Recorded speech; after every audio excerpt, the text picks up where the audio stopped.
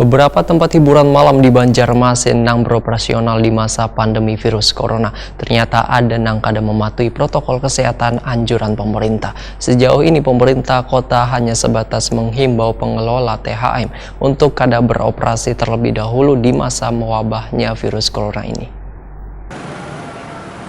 Beberapa tempat hiburan malam di Banjarmasin yang beroperasional di masa pandemi virus corona ternyata ada yang kada mematuhi protokol kesehatan sesuai dengan anjuran pemerintah. Terbukti wahai aparat Satpol PP Wandamkar Banjarmasin melakukan razia mendapati ada pengunjung tempat hiburan malam yang kada mematuhi protokol kesehatan. Wali Kota Banjarmasin Ibnu Sina Takuni Prima TV Jumat 17 Juli 2020 mengatakan bila sejauh ini pemerintah kota hanya sebatas menghimbau pengelola tempat hiburan malam untuk kada beroperasi terlebih dahulu di masa mewabahnya virus corona ini. THM yang kada boleh beroperasi baru sebatas diskotik, sedangkan untuk pub maupun karaoke kada ada diatur dalam kesepakatan dengan pengelola tempat hiburan malam wahai pertemuan beberapa waktu yang lalu. Ibnu Sina pun mengimbau kepada pengelola tempat hiburan malam untuk menaati protokol kesehatan dan kayak menyediakan wadah membasuh tangan, menjaga jarak antar pengunjung dan menyemprotkan disinfektan di dalam ruang tempat hiburan malam.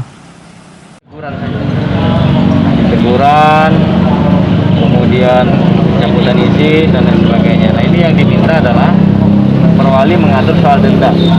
Jadi yang tidak pakai masker diatur dendanya berapa. Selama ini kan belum ada payung hukumnya. Personal, mungkin tetap usaha misalnya ada melakukan kerumunan kayak apel. Nah itu teknisnya emang harus kan tidak boleh berkumpul lebih dari 5 orang.